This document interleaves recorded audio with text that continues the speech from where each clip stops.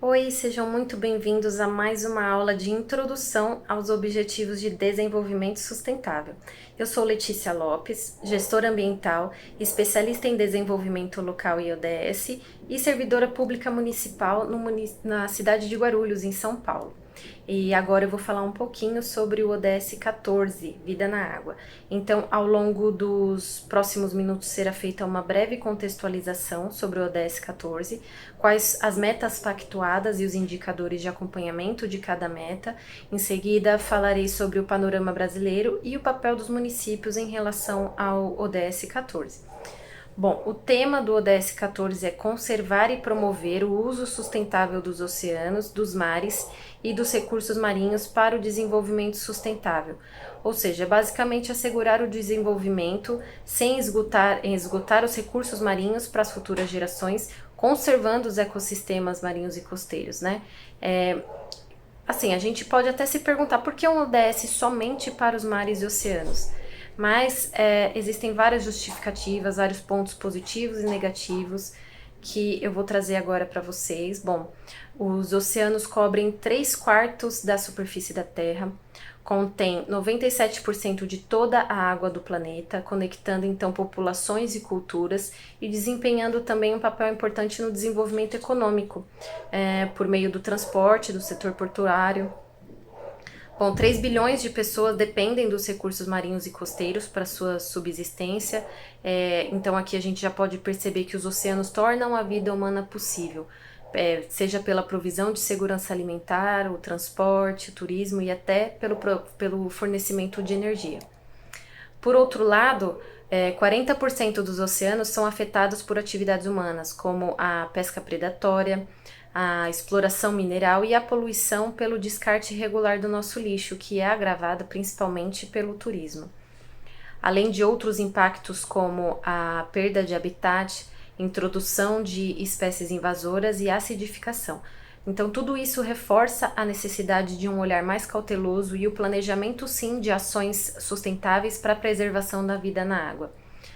Além disso, os mares e oceanos, por meio da sua temperatura, características físicas e químicas, das formas de vida, realizam serviços ambientais essenciais para a vida no planeta. Eles fornecem aproximadamente metade do oxigênio que respiramos, absorvem mais de 1/4 do dióxido de carbono que produzimos e desempenham um papel importante no ciclo da água e na regulação do clima, além de serem fonte de uma vasta biodiversidade. Então, está claro que os ecossistemas marinhos e continentais se integram e as ações para conservar e proteger os mares e oceanos contribuem também para o desenvolvimento econômico, contribuem para a erradicação da pobreza, para a segurança alimentar, o transporte e o tráfego marítimo, a geração de empregos e até meios de sobrevivência.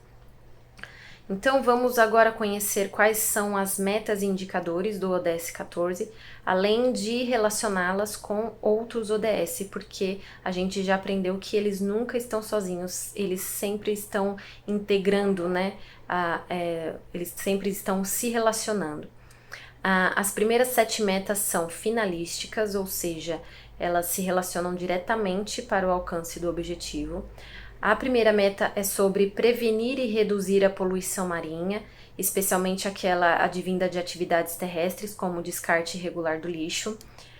Um indicador para essa meta, de acompanhamento dessa meta, né, traz o índice de eutrofização costeira e densidade de detritos plásticos flutuantes. A eutrofização é o desequilíbrio da concentração de nutrientes no ambiente aquático e causa graves danos, como a mortandade de espécies, a proliferação de algas e micro-organismos e pode produzir substâncias nocivas à saúde. Essa meta trata, portanto, da qualidade da água, né? E se relaciona com o ODS 6, Água Potável e Saneamento, e com o ODS 11, Cidades e Comunidades Sustentáveis, e o ODS 12, Consumo e Produção Sustentáveis. A segunda meta fala da gestão com a finalidade de proteger os ecossistemas marinhos e costeiros, considerando medidas de restauração para assegurar os oceanos saudáveis e produtivos. Então, é sobre a diminuição dos impactos causados pelas atividades humanas e a recuperação e restauração das implicações já causadas. Essa meta é medida pelo indicador que é o percentual de zonas econômicas exclusivas nacionais geridas por meio de abordagens baseadas em ecossistemas, que são as áreas do espaço marítimo de responsabilidade brasileira, em que a gestão ambiental é feita considerando ajustes no sistema natural em respostas aos impactos, então visando minimizá-los ou potencializar benefícios. Pode ser por meio de medidas de adaptação, manutenção de serviços ambientais, conservação da biodiversidade, então é o manejo do ecossistema. A terceira meta é sobre minimizar e enfrentar os impactos da acidificação dos oceanos, inclusive por meio do reforço da cooperação científica em todos os níveis. Ela é medida pela acidez marinha média, o pH, medido no conjunto de estações representativas da amostragem. A acidificação marinha é basicamente causada pelo aumento do gás carbônico atmosférico absorvido por algas. Então, esse gás carbônico ele é produzido pelas emissões de gases do efeito estufa das nossas atividades. Essa meta ela trata do acompanhamento da acidificação por meio do estudo científico e tecnologias. Ela está relacionada com o ODS 13, Ações contra a Mudança Global do Clima. A meta 4 é sobre a gestão da pesca. São medidas para combater a atividade de pesca desenfreada, visando acabar com a sobrepesca, a pesca ilegal ou não regulamentada e qualquer prática destrutiva, considerando também a restauração da biodiversidade das populações de peixes, no menor tempo possível, mantendo o equilíbrio e os serviços ecossistêmicos. O indicador aqui relacionado é o percentual de estoques pesqueiros dentro dos níveis biologicamente sustentáveis, e essa meta se relaciona com o ODS 15, Vida Terrestre. A quinta meta estabelece a conservação de pelo menos 25% das zonas costeiras e marinhas, considerando a importância para a biodiversidade e os serviços ecossistêmicos, promovendo então a demarcação, regularização e a gestão, ou seja, essa meta trata de instituir unidades de conservação para garantir a preservação dos recursos naturais. O indicador aqui é a quantidade de áreas marinhas protegidas em relação à área marinha brasileira total. Essa meta se relaciona com o ODS 15, Vida Terrestre. A sexta meta coloca a questão de instituir instrumentos de controle das atividades pesqueiras, com a finalidade de não suprimir o equilíbrio marinho por meio da avaliação de subsídios à pesca, com cuidado para que esses subsídios não contribuam para a pesca ilegal não declarada ou não regulamentada. O indicador dessa meta considera os progressos realizados com a implementação de instrumentos de combate à sobrepesca. Essa meta se relaciona com o ODS 15, Vida Terrestre, e com o ODS 8, Trabalho e Crescimento Econômico, Trabalho Decente e Crescimento Econômico. A meta 7 é para até 2030 aumentar os benefícios econômicos a partir da gestão sustentável dos recursos marinhos, inclusive a pesca, aquicultura e turismo. Então é sobre justamente regular atividades nas zonas costeiras que geram retorno econômico para as populações e para os governos. Um indicador dessa meta corresponde à participação dessas atividades da pesca sustentável no PIB. Essa meta se relaciona com a ODS 1, Erradicação da Pobreza. E agora veremos 3 metas de implementação, que são as que se referem aos recursos necessários para o alcance do objetivo. Então, como recursos humanos, financeiros, tecnológicos e de governança. A meta 14A é sobre pesquisa e desenvolvimento. Ela fala sobre o aumento de conhecimento científico e a transferência de tecnologia marinha para melhorar a saúde dos oceanos e aumentar também a contribuição da biodiversidade marinha para o desenvolvimento dos países. O indicador é o percentual do total do orçamento alocado para pesquisa na área de tecnologia marinha. E essa meta se relaciona com o ODS 4, Educação de Qualidade. A meta 14B é sobre proporcionar o acesso dos pescadores artesanais de pequena escala aos recursos marinhos e mercados. O indicador da meta é o progresso dos países na aplicação de um quadro legal regulador de política e institucional que reconheça e proteja os direitos de acesso à pesca artesanal.